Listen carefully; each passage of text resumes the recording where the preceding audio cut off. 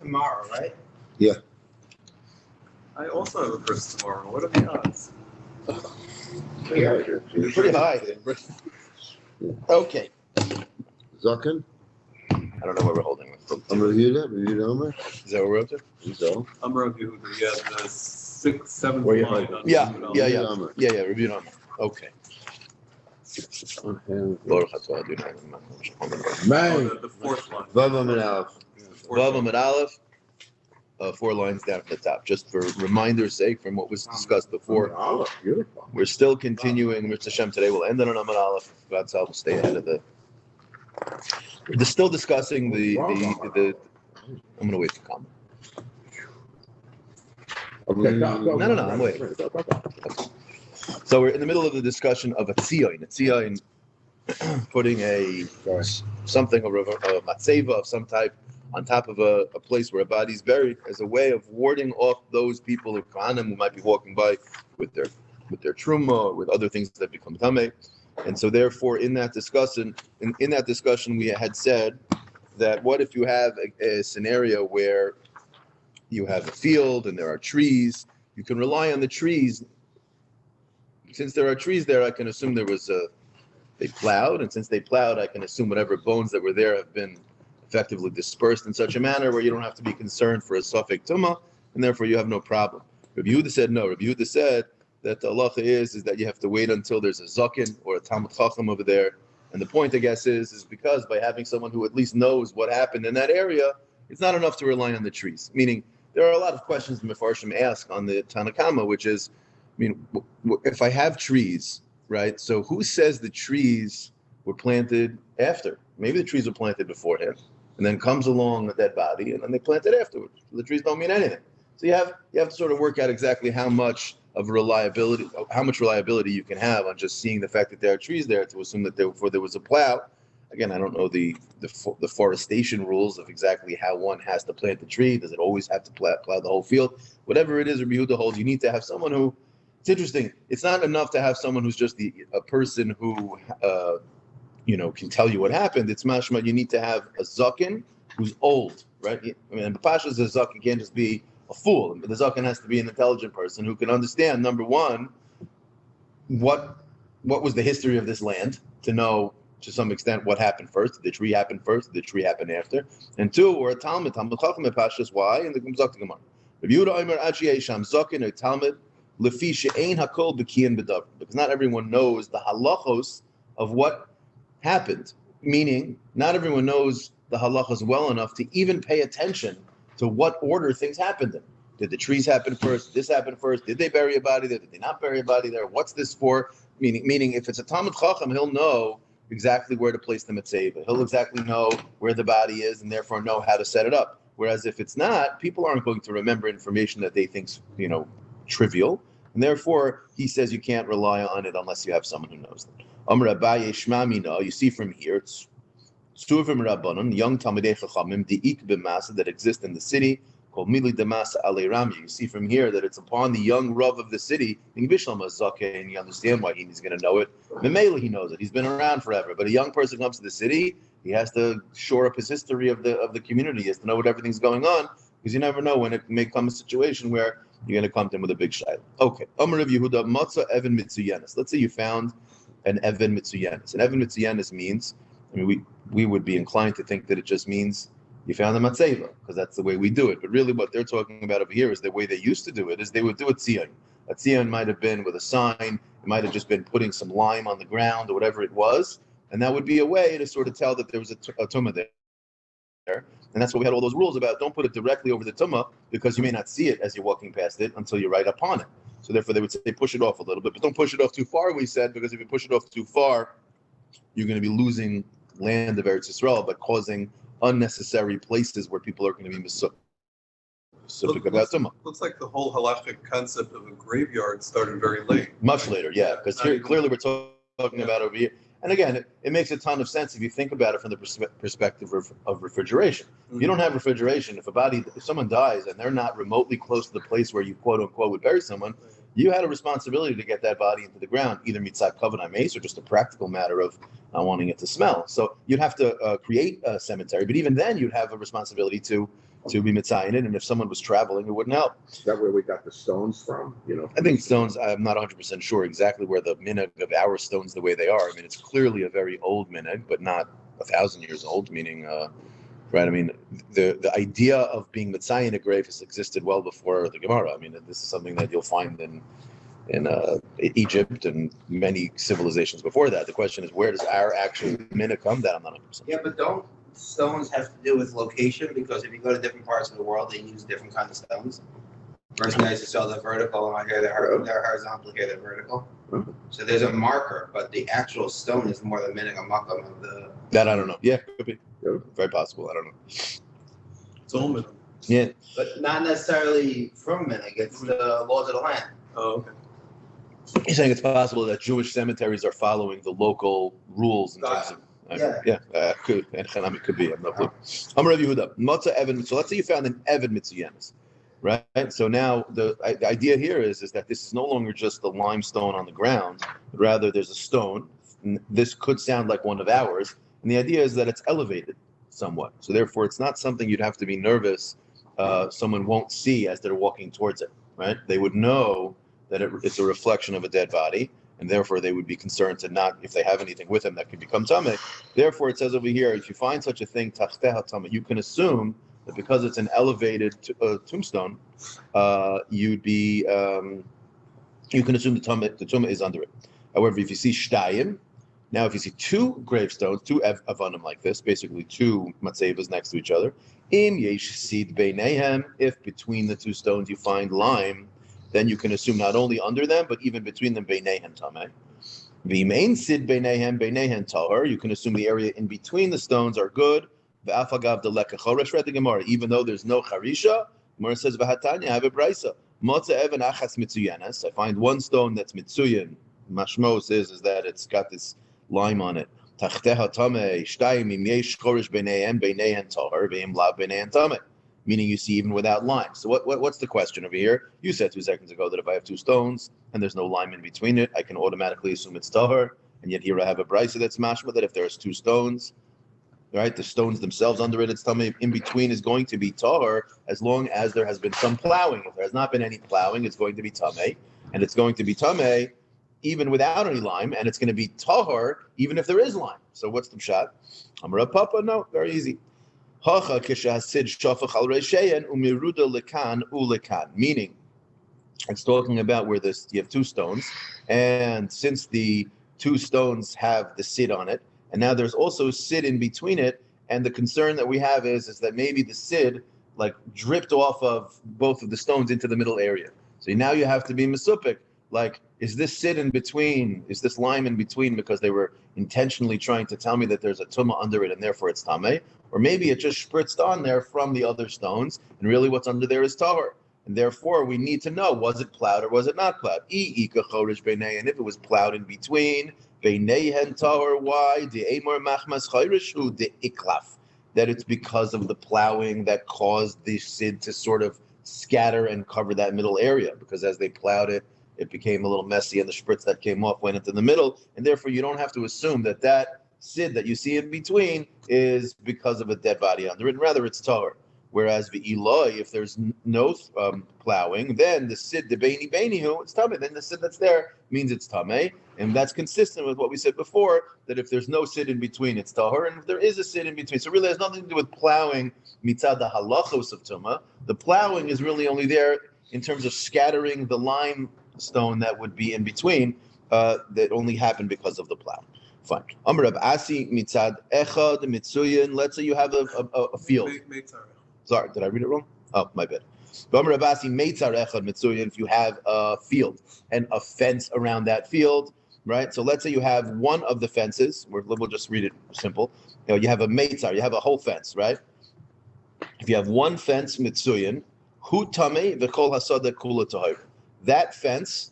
And here the Rishon discussed, does it mean the entire fence? Is it only the fence where the tzion is? Was the minhag back then to cover the whole fence? That's a bigger discussion. But the point over here is that the assumption is that what is under that fence is a dead body, and therefore the fence over there is tummy.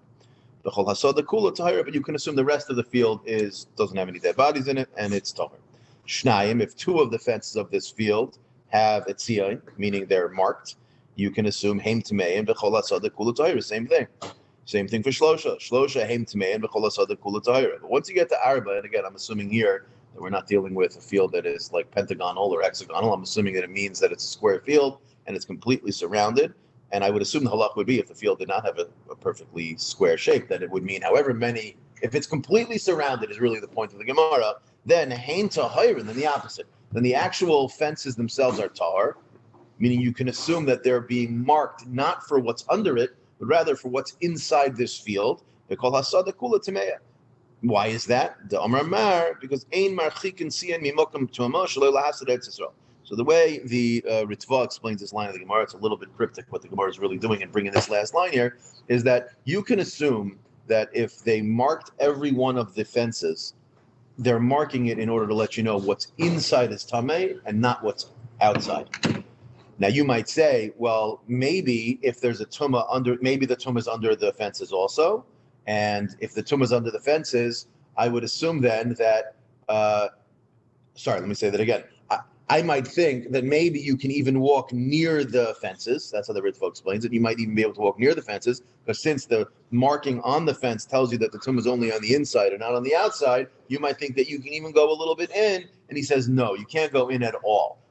Even 1 inch inside the fence, you should assume has a tumah in it, but not the fence itself. And why is that? Because of ein marchikin. We don't push the tzion farther than we need to in order to not be mafsed Eretz Yisrael, and therefore where it was placed is bedafka. That's exactly where the limit of the tumah is, and so from that point and on, towards the interior is going to be tameh, but from the fence itself and including the fence and out is going to be fine, and therefore you don't have to be concerned. It doesn't, So yeah, it's a good question. Meaning b'pashtus, the whole reason why, I don't know if the minig nowadays would be, not nowadays, but I'm saying if the minig had been developed in Chutz La'aretz, would there be a similar concept?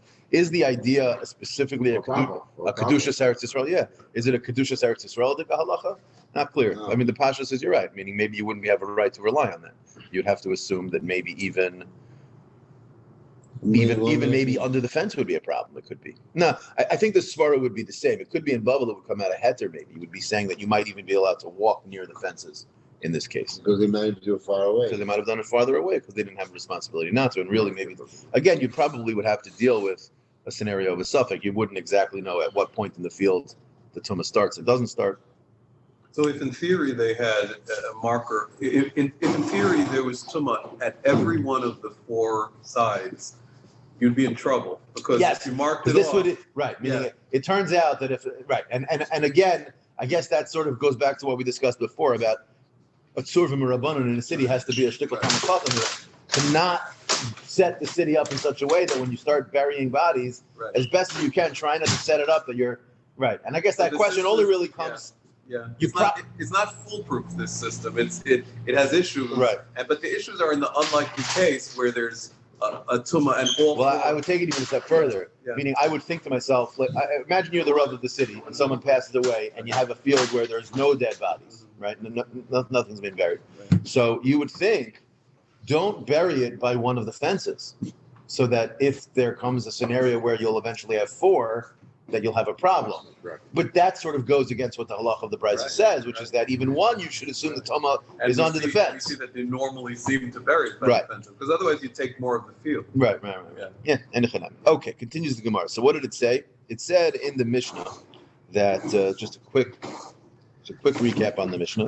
The Mishnah had said at the very end of the Mishnah, after it discussed all of these different halachas being mitzayin and akvaros and fixing the streets and all this other stuff, it said the last thing was v'yoyitzin af al hakilayim.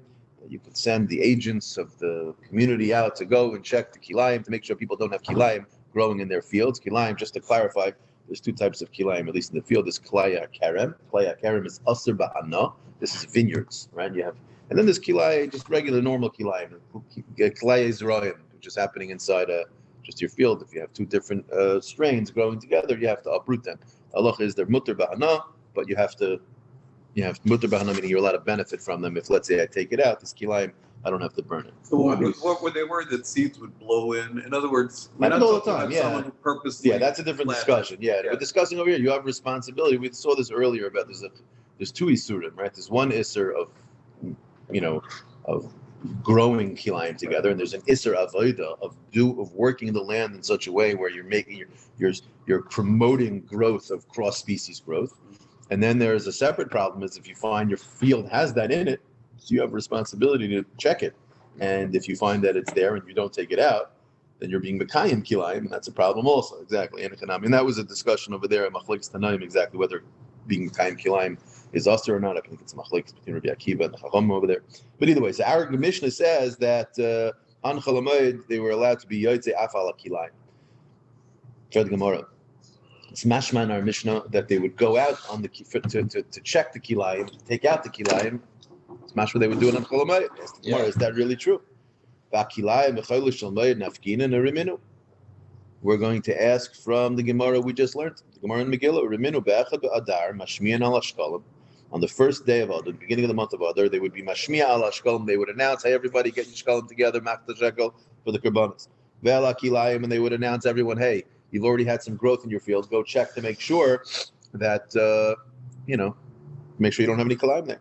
B'chamisha sarba, and on the 15th day, Karenas and Megillah b'krachin. This is obviously talking maybe in Yerushalayim. I don't know why it's only mentioning the 15th and not the 14th. V'yotzin l'kavetz es hadrachim, and this is obviously a continuation of a. Don't believe we had this whole entire brisa there in Megillah. I think just the echad other part that we did. I think this is really more a shkolim. Yes, that's Shkolim. Karenas and Megillah b'krachim, v'yotzin l'kavetz tadrachim. You go out and dethorn the pathways, or l'taken ha'rechovis, fix the streets, v'loman ha'mikvos. Again, you have to remember. Think of it this way: this is happening right in the beginning of Adar, which is right after the winter. The winter just happened. You had a whole long winter. People aren't going out into the outdoor Ariz mikvah, right? No one's going out there when it's 14 degrees outside. But it's starting to get nice now. You have to make sure the mikvah is kosher. So go check and measure the mikvah. The focus is on all the things you do in the middle of Adar, but they don't want to skip the Kriyas Megillah as if to say. So you're already answering a question, which is a very obvious question, meaning that this brisa or Mishnah in Shkolim is mentioning all of these things that it almost seems like this is like the charter of Bezdin has a responsibility to go handle the communal needs. And the communal needs of Adar are, make the, it's like he makes the announcement in Shul, the Rav's about to speak. But before we get to the speech, okay, this is an announcement here, this is not this, what time this is, this was, okay, let's mention the Shkolim, let's talk about the Kilayim, let's mention, let's not forget also, the pathways probably have some growth from the sides. Let someone go out there and send out the sanitation department to fix the potholes, and check the mikvahs, make sure there's enough water in the mikvahs. V'oisin kol tzorchei rabim. U'mitzayin es hakvaros. V'yotzin ala kilayim. All of these different things that they would do. Now, before we get to the Gemara, the ha'ara you're making is what does that have to do with Purim? What's it doing here? So I don't remember. I don't have a good answer, but I remember reading something to the effect of that. This is like a Hasidic Torah, like that it has something to do with, why do you read? Why do you read on the 15th in the Krachin? It's because of the extra day that they had in the times of Megillah Esther, that it has something to do with the fact that Esther was being choishish for the tzibur. I don't know, something like that. Like they connected to the fact that it was a communal holiday. Really, the miracle happened on the 14th. We wanted to extend it onto the 15th. That's why it only mentioned the 15th. That's not 100%. It could be as simple as, all the people that are busy with these things, you're not exempt from Megillah that day. If you're. I hear. It's just. It's hard no matter what. Yeah. Okay. So Lemais, what's the question? The question is, we have our Mishnah's mashma that you're going out in Chol HaMoed, but Pashas means Chol HaMoed Pesach, not Chol HaMoed Sukkot. On Chol HaMoed Pesach, you were sending people out to go tell people, and not only tell people, but rip out the kilayim, it seems, right? Go take care of the kilayim. And here it says in this Bryce, in the Mishnah in Shkolim, that they're doing it when they're doing it in Adar. So which one is it? It's just a calendar issue here. Rabbi Lazar, Rabbi Yosef, Rabbi Chanina. So there's a machlokes between these two Amirim. Chad Amar Kan be'bachir, the Kan be'afil. It's very simple. We're talking about where some are talking about the early growth, and some are talking about the latter growth. Meaning, what's the problem? They went out twice. They went out in the beginning when the first kilayim started happening for the first early growers of the season. And then they went out again, and they went ahead and took care of it later. The Chad Amar no, Kan be'zirayim, and Kan B'Yerakos. Also, they went out twice, meaning there was 2 different phases. The Zerayim, the regular normal plants, would happen, let's say, a little earlier, and the Yerakos took a little longer for it to develop. And so the point is that either way, whether they're arguing or they're agreeing, whatever it is, maybe they're saying really the same thing. But the point is there was 2 times, and that's the answer to the Gemara's question. This whole issue of going out to tell people about the kilayim is only when, meaning to rip it out, is only when the sprouts are not nicker. Aval nitzon nicker, yoitzin alein, meaning no matter what. Meaning, if let's say they started noticing, they only would specifically go out in Adar. They'd only specifically go out in Cholamayit or whatever it is. Why? Because those 2 times made sense to go out for whatever reason. But if they started noticing that there was sprouts happening in other times, we didn't just wait for those times. We would send people out. And as you see clearly over here, the idea that the community had a responsibility to worry not about just the public fields, but the private fields. If you'd see someone's private field, that he would have kilayim, it's not like it's a little bit of a musavart, but you'd have responsibility to go and take the kilayim out. Let's say you didn't want to do it. Leave me alone. You have no choice. Bezdin runs the world. Bezdin runs the city. It was a community rule. Even Goyim had to follow rules. No. Yeah, Goyim. No different than it's no different. Yeah, Goyim could go. It's like COVID rules. If Goyim was. Now, I mean, you're asking a good question, which is it's one thing to set a law. It's another thing to enforce that law against me without my permission. Like, for instance, let's say you have to get a permit to build a shed in your backyard in the neighborhood, which I think you do. I'm not saying this publicly, but I'll mute it. But I built a shed in my backyard. I didn't get a permit, And I don't know if this is going to get passed over to the town of Hempstead. They're going to be listening. Some Baal Tshuva on the town of Hempstead boards and be listening to Daf Yomi Shiur, and then they're going to be like, Weiler, let me go swing by his house and check out that porch. Check out that. I built a shed in my backyard. No, I didn't get a permit for it. So now, let's say someone schmatz on me, and they say, "I heard Weiler's got a thing. Let's maybe call up the guys." Someone passes by my house, they see the thing, they look up, they see I don't have a permit. Can they go into my backyard? Can they just take it down? So no, they're not allowed to do that. They can't just go in there. They have to file and this and that. I can ignore it a million times, but eventually, I guess a cop could knock on my door and say, you're breaking some law. I don't even know if they have that type of enforcement. They could levy fines, and I don't know what their power is. And maybe Bezdin also. It's not so clear, but it's mashma from here that they would go out and they'd go into your field and they would tear out the kilayim. Wow. So you have to understand. I don't remember which chacham from the Goyim said such a thing. It sounds a little bit tyrannical. What right does Bezdin have to go into my private property? Eminent domain. So I heard once a very good sprach. I forget how it said it. It was a certain author. I think I know the name, but I'm not 100% sure. I don't want to misquote it. Where he said that they were asking him if he's a liberal or if he's where's politics lie. So he says, in my house I'm a communist, in my community I'm a socialist, in my city I'm a capitalist, in my country I'm a libertarian. Meaning, the farther away from the people that matter you are, the more freedom you need to give people. In my home, I'm the boss. I'm a dictator in my home. Right? Meaning, but the farther away from my home I go, I don't know if I trust people as you go farther and farther and farther away. Meaning, so I think it's a similar type of an idea. We're all a wonderful, loving community, and so we all trust Bezdin. If Bezdin is worried for us, then we allow Bezdin to have a certain level of power over this, because maybe it's going to be hard for you. You have your field, how much money you make, they're going to come in, they're going to rip stuff out, but at the end of the day, maybe Bezdin takes care of it. But either way, so it's only if it's not nicker. If it's nicker, they go out no matter what, they go take care of it. So my shno b'chol shamoyd the menafkin. Ask the Gemara, okay, fine. So we've established that chalamayit is a special time. What's so special? Rabbi Yaakov and Rabbi Yochanan mishum schar pa'ulo de muzli gaban. Very simple. No one's working on it, right? It's the best time to get a good price, right? It's a cheap price. That's why you're going to go hire some workers, and they work cheap during that time. You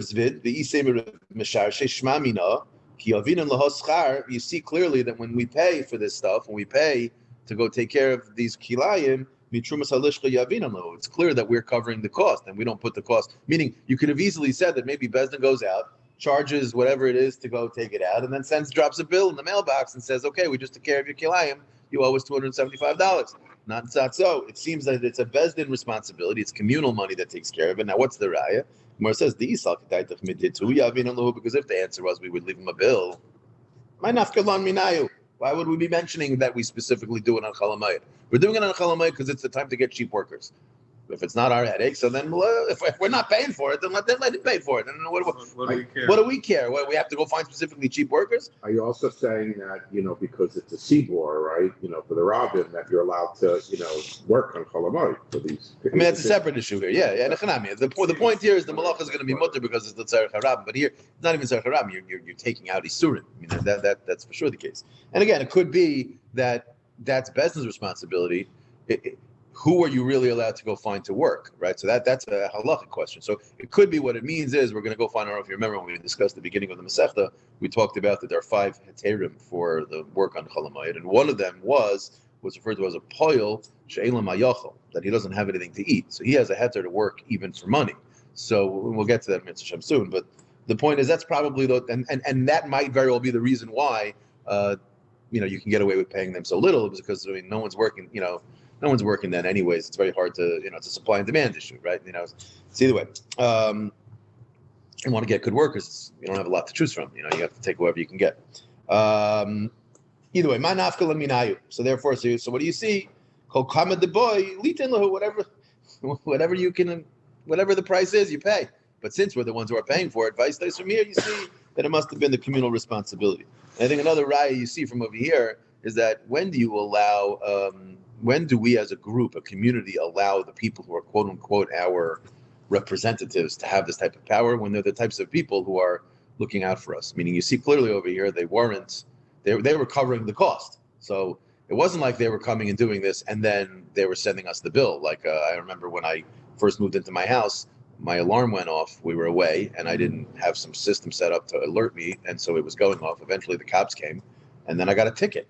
I got home. Not only did I find out that I got a ticket from the cops for like $175. I'm like, what's my taxes for?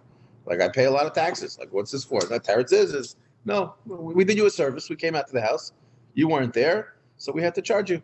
I'm like, I don't even know what I paid for.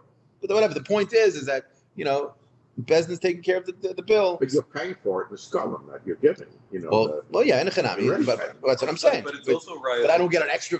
They don't get an extra fee. I'm saying the fee comes out of Bezdin's lishcha.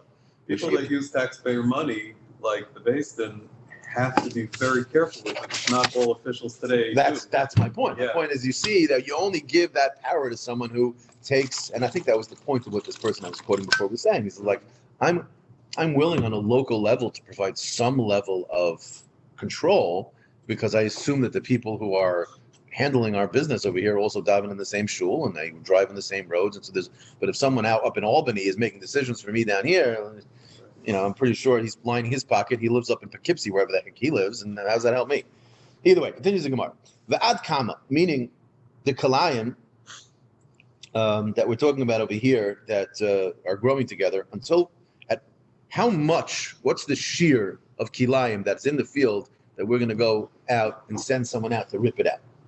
Bad kama. We're learning Moed Kattan. So far we're learning Hilchos Shvius. We're learning Tumas oil. Now we're doing kilayim. It's like almost like interdispersed. It's almost like the Gemara doesn't want us to know the halachas of what to do in Cholamayit. It's like you can't. It was like Megillah too. No, at least over there they taught you the Megillah. You learned a little bit. You're right. At the very end of the sentence, like Shalchmanas. Okay, I'm Rav Shmuel Bar Yitzchak.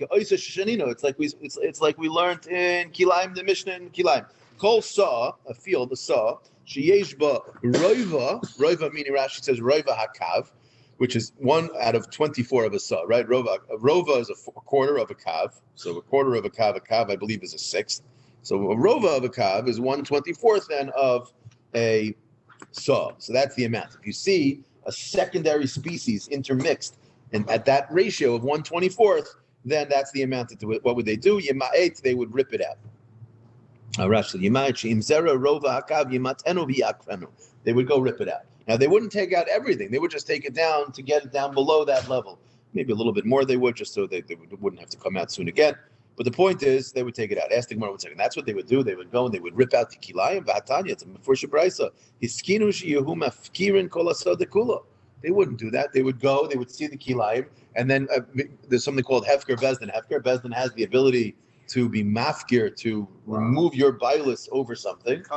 Confiscate, thank you. Now it's clear in the Rishonim, it does not mean they would make you lose the property. It's not like an eminent domain, Shaila. It means they would be mafkir the payros. Whatever grows from the field, they would be mafkir it. And the point is once they're mafkir it, now there's no longer a problem of kilayim because no one owns it. And that's how they would get around it. But again, it also means that you wouldn't have access. I mean, you could. It's hefker. You can go take it just like anyone else can. But you can go to my field and you can take it also. So Gemara says, so which one is it? Did they go and they rip it out, or did they go and be mafkir? And being mafkir also, by the way, seems like a knas, meaning to be mimayed, you're just doing me a solid. You're ripping out my kilayim. The second one is you're making me lose ownership of all of my field, and now someone else can come and take it, right? Without paying me, huh? Loy kasha, not a kasha. How are we going to explain the stira here? Kan koidim takana, kan nachat takana. One is talking about before they made a takana, one's talking about after the takana. It used to be, what would they do? They would send that the shluchim out to the house. They would see that there was kilayim, and they would rip out the species that was making a problem.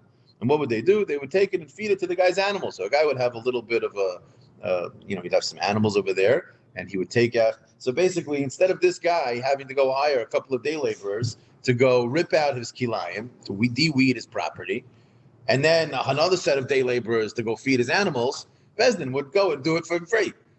What happened? So that's the problem. They were very happy. So they say it. They would end up having their property de-weeded.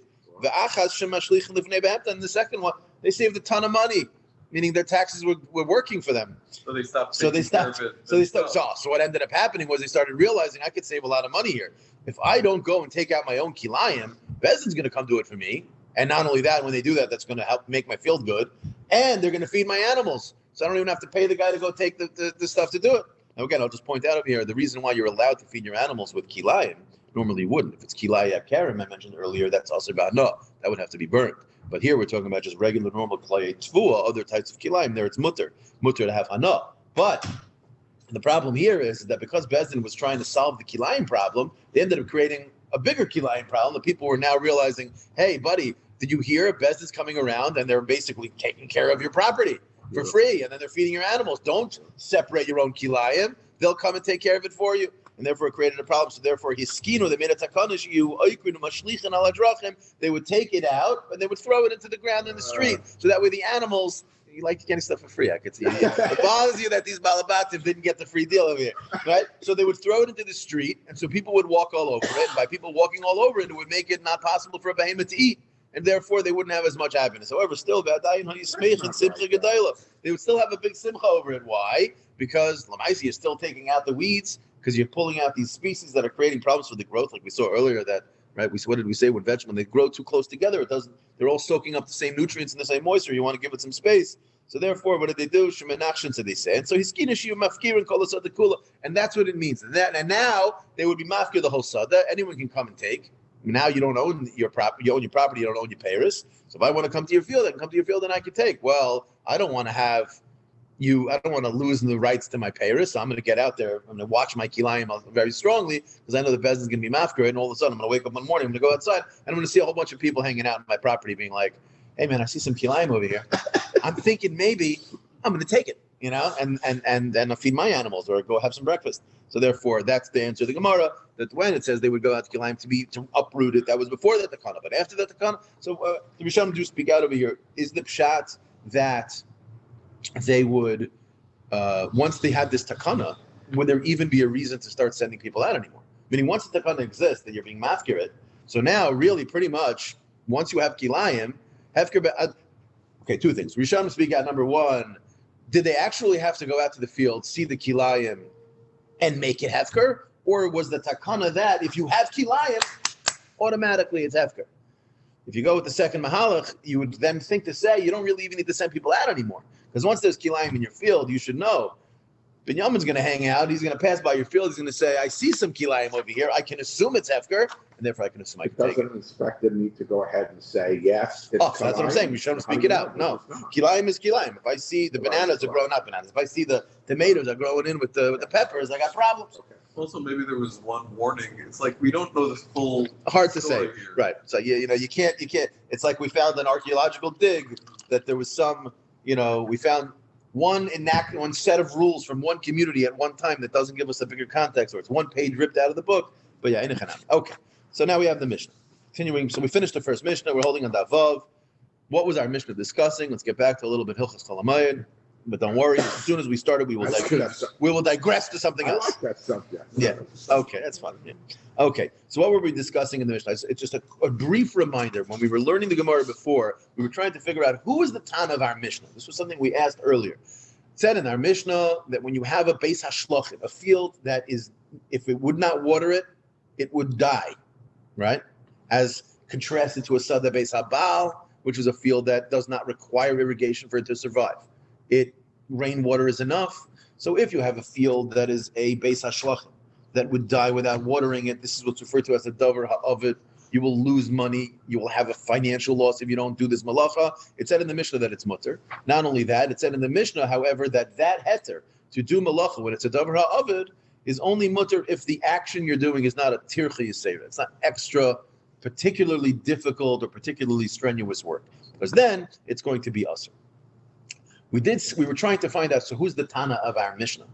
And at first we said, maybe it's Rabbi Elazar ben Yaakov, who's going to be the opinion of our Mishnah that we're about to read. And the Gemara said, yeah, you see from Rabbi Elazar ben Yaakov that he clearly holds that when there's a davar ha'avid, a hefsid, it's going to be mutter to do malacha, but you don't see that he necessarily has a problem with tircha yisera. We were trying to find the Tana who holds both that davar ha'avid mutter, but only when it's not tircha yisera. So then the Gemara brought another brayso, and it brought three shitas. If you remember, it brought the shita of Rav Meir, the shita of Rabbi Yehuda, and the shita of Rabbi Elazar ben Azariah. So I'm just going to do I'm not going to go through the whole thing, just a very brief review.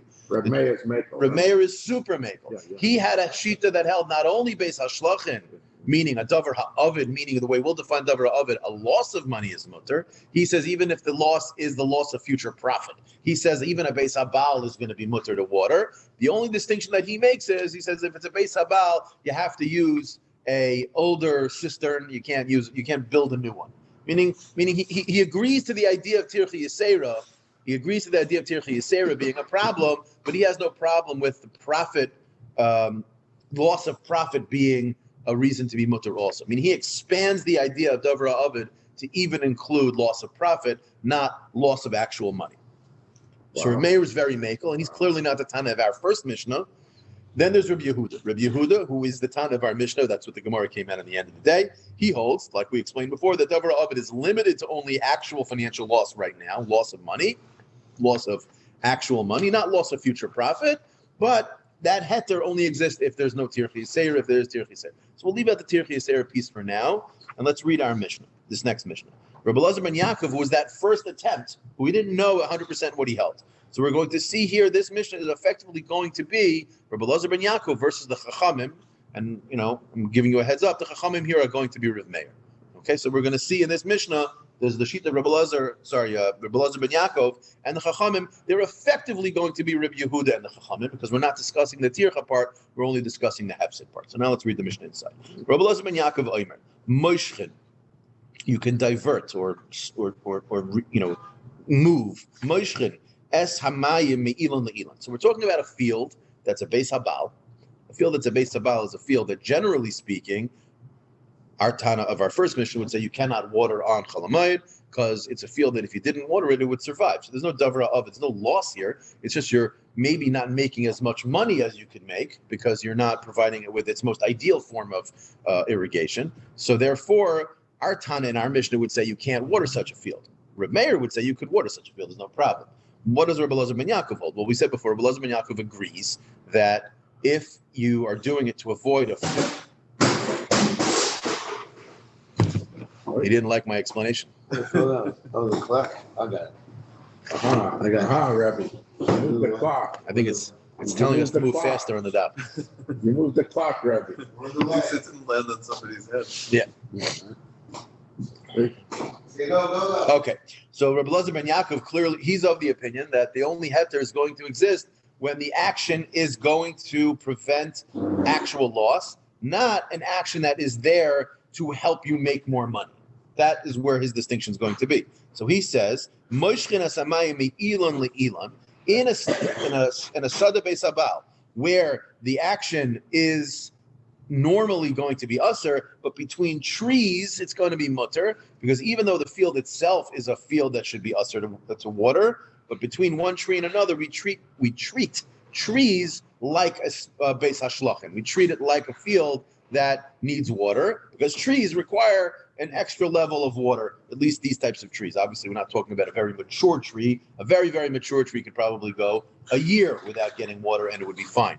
But at a certain point, we're obviously talking about young sapling type trees where in the beginning it really needs a tremendous amount of water. So even though those trees are being planted in a field that otherwise does not require rainwater, does not require extra irrigation, the trees do require that extra irrigation. And so therefore, Zakr Belazim and Yaakov, that's going to be mutter.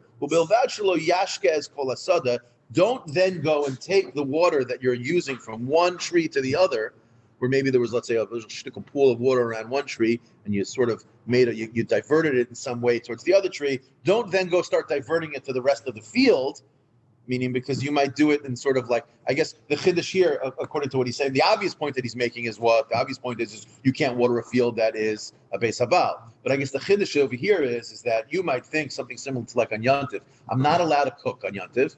I'm sorry, I'm not allowed to do malach on Yantiv, but I can cook because it's ochel nefesh.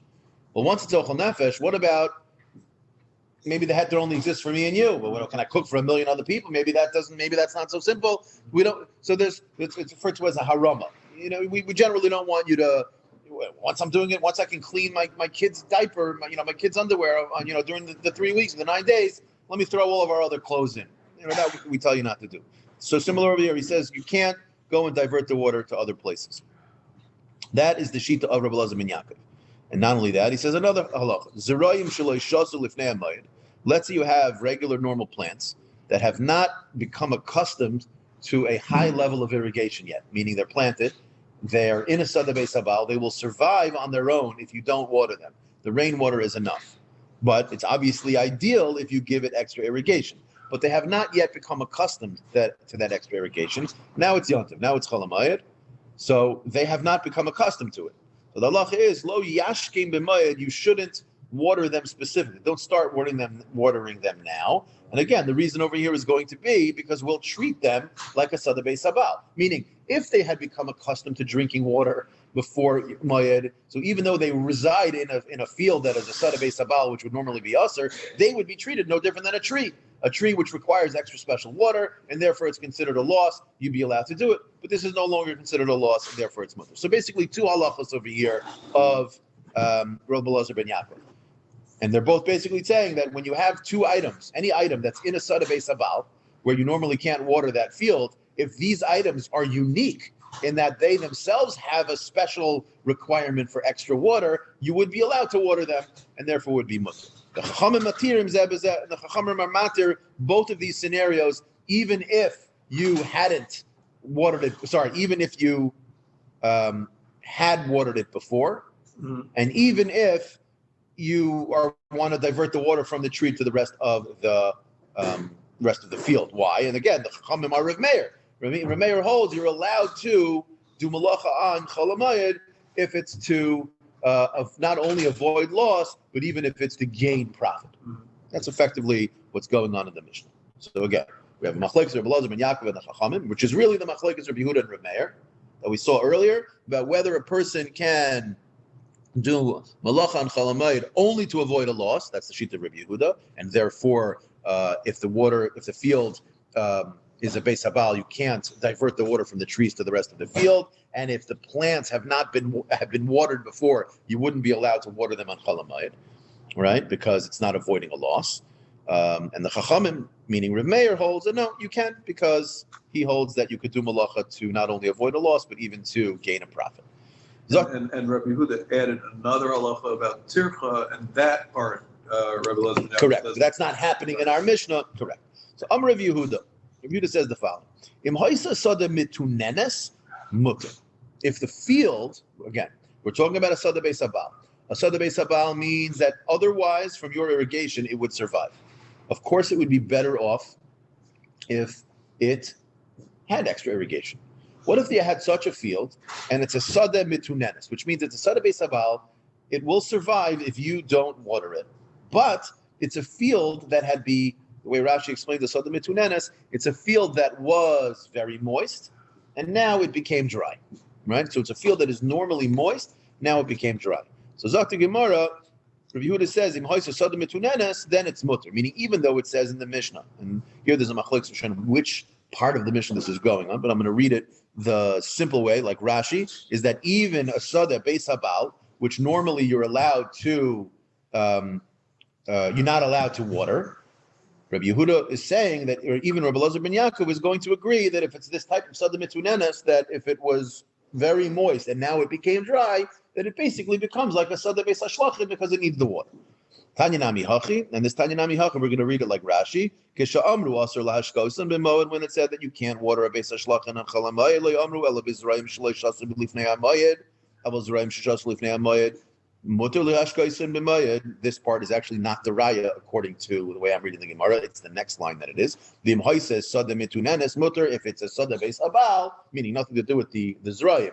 If the sada beis habal, then if it's if the sada beis habal that's mitunenes, then it is mutter. That's the raya. Continues that Bryce and says It sounds like a sada beis habal could be that it gets enough rain, or it could be that it's just a wet, muddy field that holds on to water very well. Right. But then when it dries up, it's no longer a sada beis habal. Correct. And then maybe it's a beis hashlachin. Right. Meaning I think the point here is that you see, at least from Rabbi Yehuda, that there is no such thing as the identity of a field as being a beis hashlachin versus a beis habal. It's cholamayit. You're going out to the field. You have a lot of fields. You're trying to see, am I allowed to water this or not? Right. Well, it depends. If this is a field that you know your fields, is this a field that typically survives on rainwater alone? Then the answer is no. But you'll say, but 1 second, this year we had a particularly dry year. So if it was a particularly dry year, normally the moisture from the rain holds up. It was a very dry year, it dried out faster. Now I have a field that so obviously the halacha is if it's a davar oven, it's going to be mutter, and that's effectively what Rabbi Yehuda is saying. And the Bryce is a riot to that. It continues the Bryce of ein mashkin sada grid b'mayed. So here there's also a handle in Rishon what this means. We're going to attach it like Rashi.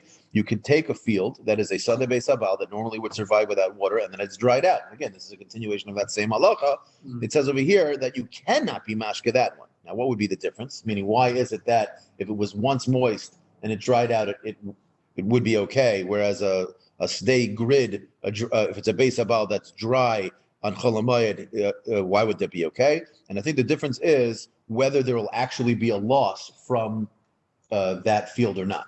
Whereas in the first case, the moisture that's still there, it's going to survive. It's not going to survive without it because it had a very aberrational scenario. Like you said, it became very dry. Whereas now what we're saying is that this is a mashkin and the sada beis habal, and it happens to be that the way it functions is that the moisture dries out, but whatever's planted there survives even without it. So you can't water such a field because you're not going to lose anything if you don't water it. Right? That's the distinction. Or another way to say the same thing is, did something change? Meaning, you can't just do something on Chol Moed based on the way it was the whole time. This is a stay grid always. Right. Meaning, and this is how it grows normally. Yeah. Right. Yeah. Exactly. Right. Meaning, and there's no loss. Right. You're not going to experience any loss by not watering it now versus any other time. You can only envision a loss if something changed. Exactly. Because otherwise it's a stay well.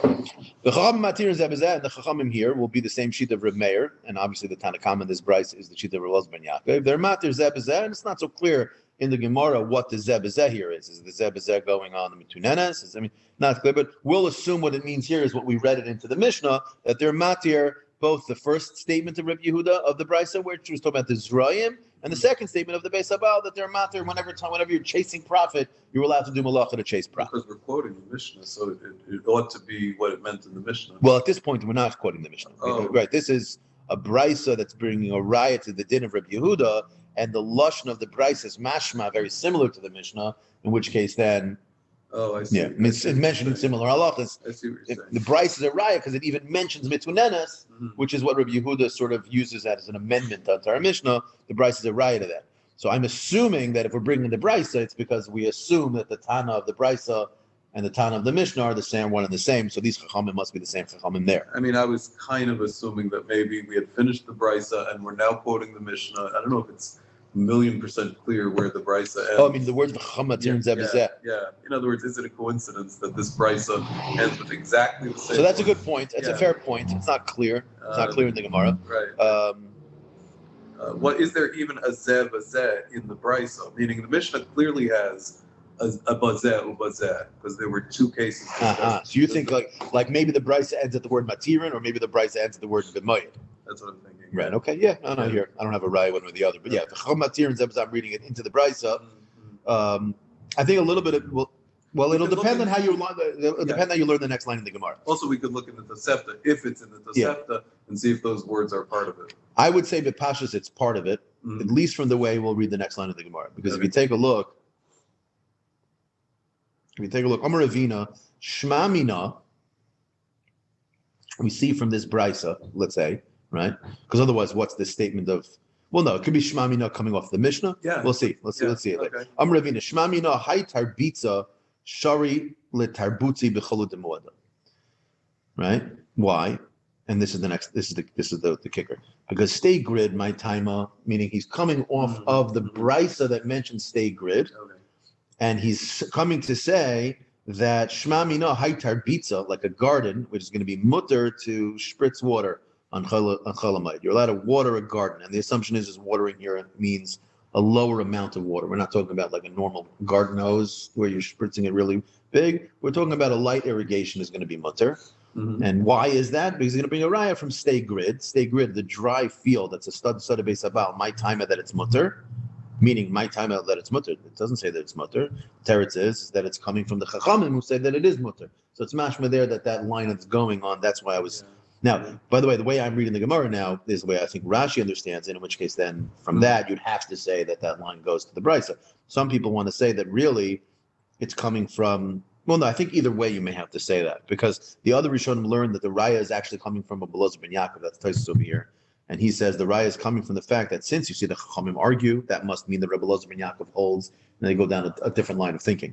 But here, the Gemara is bringing a raya from the fact that it's the Chachamim themselves being matir by to do this tarbitza shari la tarbutzi b'chulud moeda from the fact that stay grid, my time that it's mutter is the afla mishavi lecharfa. It's because by watering it, it's going to promote growth. And since it's going to grow faster, it's going to profit. And we know the sheet of Woodmere, who is the Chachamim, say it's mutter when you're allowed to do malach and chalamaya to chase profit. So then hachanami, so to over here, spritzing your garden is going to be mutter because afla mishav lecharfa. Therefore, zok ravina that's going to be mutter. Now the problem that Tosfos brings up here, which is a very important problem, is that we don't paskin like the Chachamim. We don't paskin like Woodmere. In fact, I don't even know if we paskin like Rabbi Yehuda. It's pasta. I mean, we do paskin like Rabbi Yehuda in terms of tircha yisera. But in terms of this din, we pass him like Rebbe Elazar ben Yaakov. Tosfos points out, Rebbe Elazar ben Yaakov, the lashon of Tosfos says, his mishnah to Rebbe Elazar ben Yaakov, kav v'naki. It's always known to be reliable. We always pass him that way. So it's very difficult for Ravina, especially Ravina, who's the Sof HaGemara, basically, to be coming along and saying a mikan from a brisa. Now, it could be, and this could be a way out, I don't know if Tosfos mentions this, is maybe we don't say kav v'naki in brisas. Meaning maybe when do we say it's kavanaki with the Rebbe Elazar ben Yaakov is dafke in Mishnayos, where you can make the argument that whatever he said there was 100%. Whereas if it's in a brisa or a tosefta, which is what he's trying to bring a raya from, maybe you don't have a raya that way. But Rebbe Elazar ben Yaakov is in our Mishnah. Yeah, but he doesn't say stay grid in our Mishnah. Yeah. So that's that part. Meaning, Adarab, I might make the argument, maybe why is stay grid not mentioned in our Mishnah? Maybe it's not mentioned in our Mishnah for that reason, Gufa. But Rebbe Elazar ben Yaakov's name is not mentioned in the brisa. Oh, that's true. Everything's not a little so clear.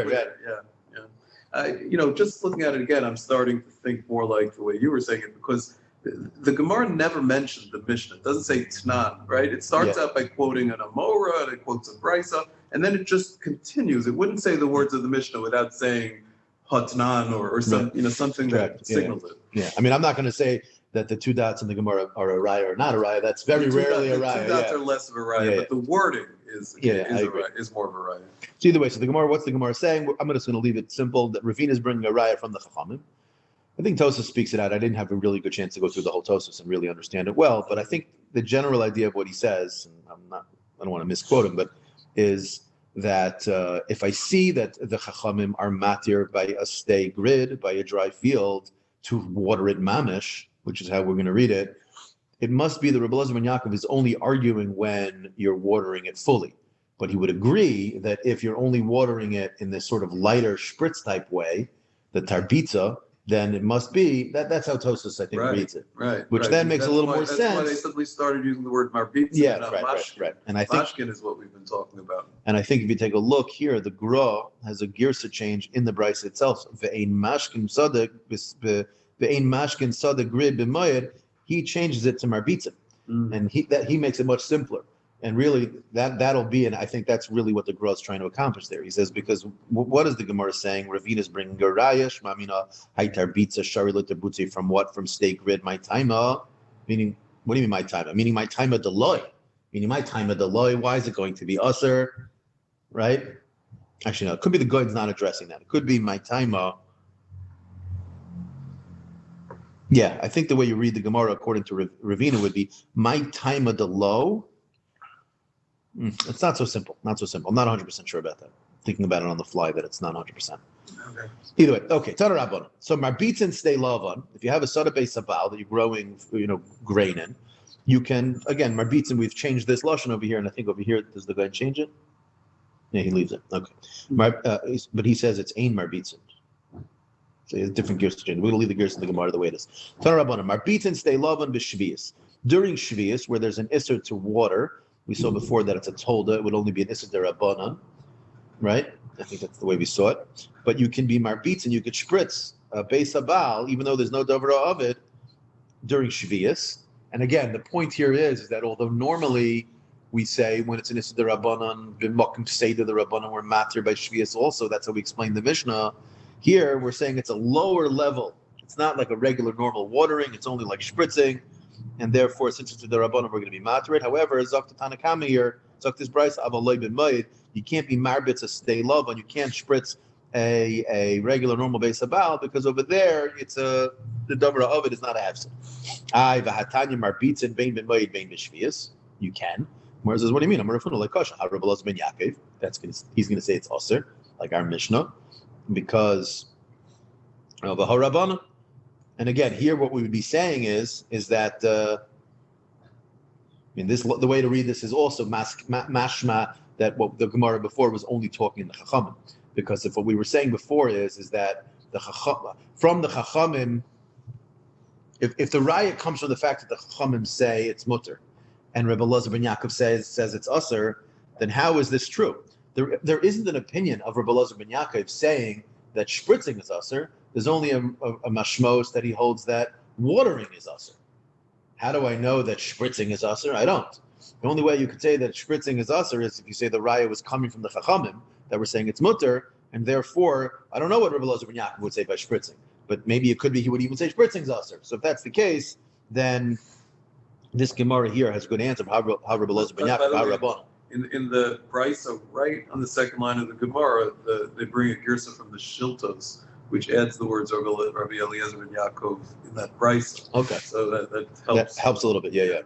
I also think the Goin's girsa change here of this Tana Rabbanan from Marbitzin to Ein Marbitzin, right? I don't know how he changes it. He says Ein Marbitzin Sadei Lovin B'Shvias V'Loi B'Mayit. Right, which makes a lot more sense. It makes it just the opposite of the other Brisa. Yeah. It says Marbitzin Bein B'Mayit. Right, meaning it's just a straight up machlekes, and then it would make sense because then you'd have a din of our Mishnah. Because if however you learn the raya of Ravina, whether it's coming from the Chachamim or it's coming from the Chachamim's argument with Rebbe Elazar ben Yaakov, now you have two brises that are at the poles. They're polar opposites. So you could say that when it says in one brisa Ein Marbitzin and the other brisa Marbitzin, that'll work out. The Ein Marbitzin is going to be Rebbe Elazar ben Yaakov, and the Marbitzin is going to be talking about the Chachamim, and that would make sense. But we have some distinctions between Shvius and Moed, in terms of intrinsic. There are other. It's funny. They're on one level. Shvius is at least as makel as Cholamayid, if not in a certain sense more makel, because Cholamayid's malachas are really extrapolated out of the malachas of Shabbos, which toldas of Shabbos are also min HaTorah. And it's just that on Cholamayid we have other heterim because it was given to the rabbis, but really the malachas themselves really follow Avs and Toldas, whereas by Shvius Toldas to begin with midrabanan and mutter. So and also on Shvius you're allowed to work really hard, as much different as you want, as long as it's not in the land. So suddenly there's a distinction where certain things we cease to associate with the land. Maybe Harbatza it somehow is not enough of a support that it counts as the work of the land. Right. You know what I mean? Yeah. I also think there's another element of Shvius which makes it more chomer, which is, Achronim speak this out also. They talk about that Shvius and Shabbos, and I'm using Shabbos as the paradigm for Malacha. Not getting too lumdish over here. That Shabbos, there's a mitzvah of Shvisa, but the mitzvah Shvisa is on the Gavra. It's on the person. I have a chiyuv, a mitzvah to be Shabbos and Shabbos, and therefore an Isser to do Malacha. In Shvius, and on the Gavra's animals. And Okay. But even there, you wouldn't say that, like for instance, can I I'm allowed to, according to most poskim, I'm allowed to set my lights to go off on a timer. Right? Meaning Shvisas Behemto, or we don't hold Shvisas Kelim. The opposite of what what those people say that don't make chalans and Chamin, exactly. So whereas over here, by Shvias, many Achronim understand that the Isser Malacha on Shvias is certainly you can't do Malacha, but also your land cannot be worked. There's an Isser Mitzad, your land can't be worked. Which probably brought about the Henter of selling the land, this famous machlokas. Meaning we don't say just hire Goyish workers. That's not enough. Right. Meaning normally you can, Ein Shliach L'Dvar Avera, Ein Shliach L'Akum. So why can't I just make a Goy my Shliach, let him do it, it doesn't go back to me, and then let it work. The teretz is you have an Isser Mitzad, your own. So it could be, it's a little bit different over there. But okay, fine. Tanya Idach, a different brisa.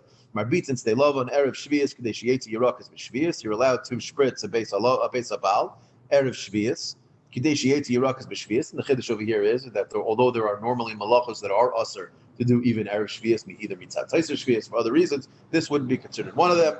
But not only that, Allah Shemar Marbitz and stay love in B'Shvius, you can even do this during Shvius, Kadesh Yetzi Yerakas L'Mitzay Shvius, in order for it to go outside of Shvius, which is very interesting. We normally wouldn't say that by other malachas. We don't say that since the malacha you're doing during Shvius is only going to see fruits, no pun intended, after Shvius, we don't say therefore it's mutter. We don't say, like, for instance, on Shabbos, well, hey, the only reason why I'm cooking this thing is so I can have it for dinner tonight.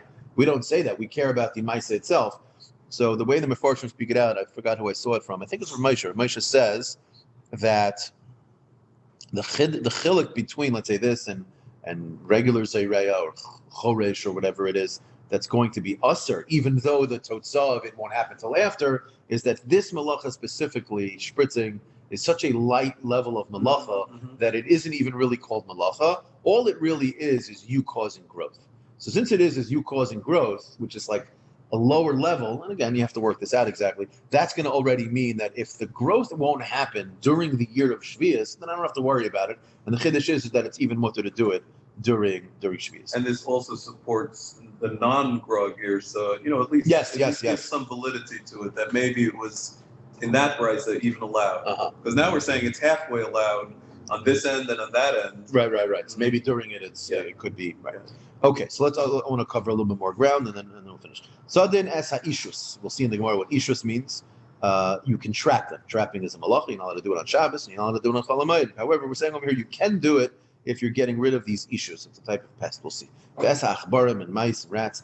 Mistei ha'ilon. You can get rid of them you can trap them from a stei ha'ilon. Mistei ha'lovan kedarkai. B'mayed u'b'shvius. So let's just work it out step by step. Ishus and achbarim, different types of pests, can be trapped from a tree field and from a plant field and from a grain field. All types of fields. Kid darko, you don't have to do any shinuyim. You could do it whatever the normal way of trapping is. We'll learn a little pest control in a minute. And it could be done on Chol Hamoed and it could be done on Shvius. The Chachamim Oimrim, and we'll see in the Gemara that this is Rabbi Yehuda. They actually have a gears here in the Mishnah that it's Rabbi Yehuda. Rabbi Yehuda says no. Mistei ha'ilon kedarkai. From a stei ilon, you could do it kedarkai. And here the story here is this is the same Rabbi Yehuda who said before that if it's a davra of it, you can do malacha. If it's not a davra of it, you can't. So a stei ha'ilon, which again mitzad water might be a straight up davra of it. Mitzad pests, it's also a davra of it. Umei love and shaloi kedarkai, you have to do a shinoi, right? So he says like this. So he's basically making a distinction between the two types of field. So the same distinction we have between a beis hashlach and a beis abal for watering will exist between a stei elon versus a stei lavan when it comes to pest control, meaning the way these animals, what type of damage can they do to the various types of trees and plants. Umakrin es hapirtza b'mayed, you're allowed to fix a hole in a fence, let's say. We're not going to get to that today, but fine. And Cholamayit, Ubishvi is Boina Kedarka, and on Shvius you can even build it straight up. And again, we'll see over there. The chiddush maybe is that that's not really fixing the land. That's just protecting the land around it. Fine. Zati Gemara. My ishus. When it says in the Mishnah you can trap these pests, what is an ishus? Amr of Yehuda Brei. Sorry. Amr of Yehuda Beria she'ein la einayim. It's an animal. It's a creature that has no eyes. The Meforshim discuss it. Maybe it's a chulda. Maybe a mole rat. A mole rat is one of the things that they discuss. I found out that a mole rat and a mole are different things. I don't know. I looked it up yesterday. Yeah, I don't know what the difference is. Yeah. So it's a mole rat. I don't even know what that is. Okay. So whatever. The point is that these are animals that live sort of in darkness. They have small, tiny little eyes. However you explain that they have no einayim, the point is that they're a pest. They basically, whether they eat the trees, they eat the food, they wreak havoc in your fields. And so the halach is you're allowed to trap it. I think one of the pshatim they say is that since it's always dark, when it comes out into the sunlight, it can't see because it can't handle the sunlight. Right. Different opinions. Right. Its eyes don't develop that don't dilate properly or whatever. Amar Rava bar Yishmael, Isema bar Yemer bar Shalmei, Mikra. What's the pasuk that would tell me that an ishus is such an animal that it can't see? The pasuk says, Kimoi Shablul. If I'm reading it incorrectly, correct me if I'm wrong. Yeah. Temes. Yahaloch, Nefel, Ashes, Bal Chazu, Shomesh. Probably the hardest pasuk in all of the hill to understand one word of. So I think Shablul is a Snail. Snail, thank you. It's a snail. So Kimok Shablul, Temes Yahaloch, the way a Yahaloch Nefel, just like a snail travels in a slithery way. I'm not really sure 100%. Temes is like melt. Melts. Yeah. If you've ever seen the path a snail takes, you see it leaves a slimy residue. Ashes bal nave. I don't even know what the comment is. Ashes bal chozu shamesh. The ashes, which is the ishus of our Mishnah, bal chazu shamesh. It does not see the sun. Okay, whatever. So you see, it's the animal that doesn't have eyes. So we're interpreting ashes as ishus. Right. And that's fine. So therefore, you see that that's the animal. Okay, so you're allowed to trap it. So this can be a price very similar to our Mishnah.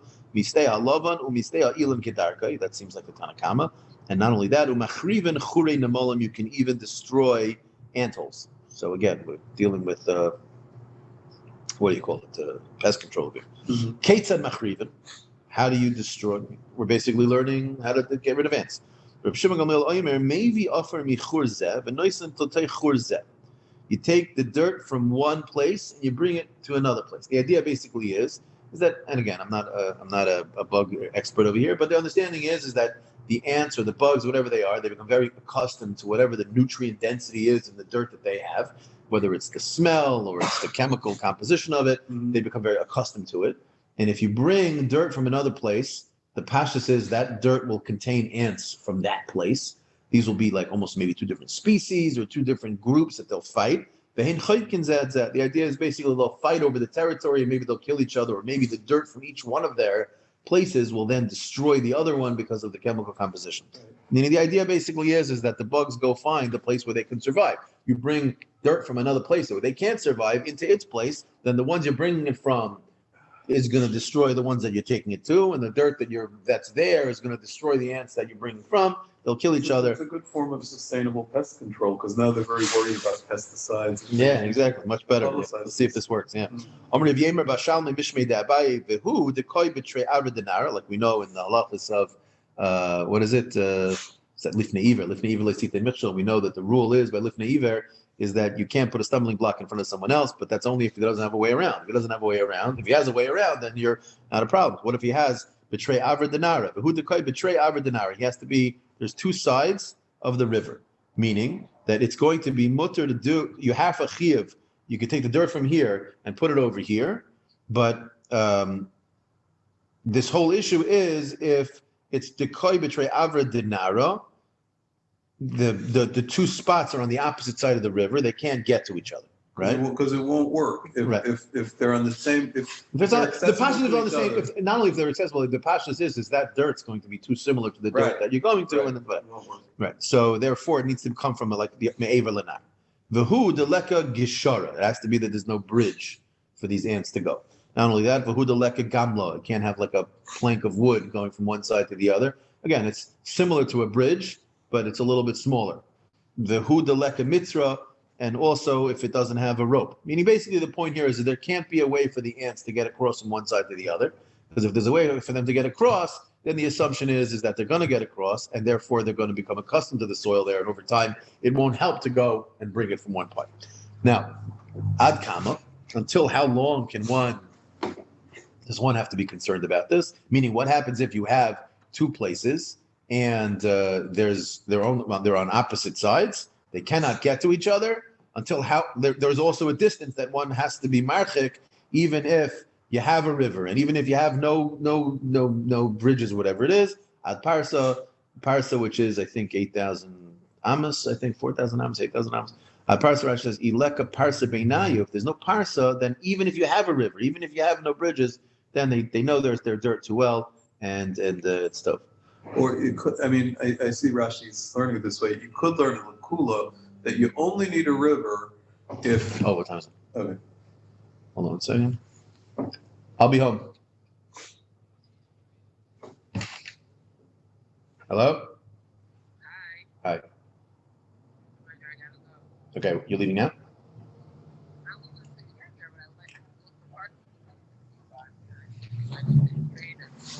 Okay, yeah, I'm on my way. All right, bet. Okie dokie, we'll pause here. All right. From the wife. I'll miss the Shiur for a while. Miss